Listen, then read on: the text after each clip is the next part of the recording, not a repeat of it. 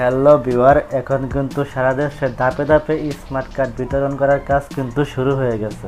আপনার স্মার্ট কার্ডটি এই ধাপে পাবেন কিনা সেটি কীভাবে চেক করবেন, সেটি চেক করতে চাইলে আপনাকে চলে যেতে হবে মোবাইলের যে কোনো একটি ব্রাউজারে এসে গুগলে সার্চ করবেন স্মার্ট কার্ড স্ট্যাটাস লিখে। সার্চ করার পর এইরকম একটি ইন্টারফেস দেখতে পাবেন। এখানে প্রথম যে সাইটটি আছে সেটিতে ক্লিক করে দেবেন।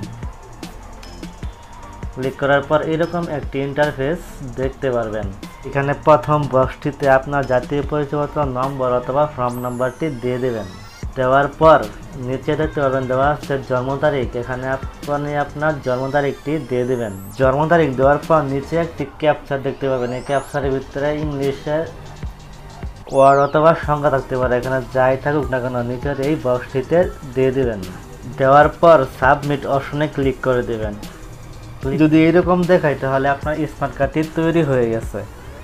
আর যদি কোনো তথ্য না দেখায় তাহলে আপনার স্মার্ট কার্ডটি এখনও তৈরি হয় নাই, পরের ধাপে পাবেন।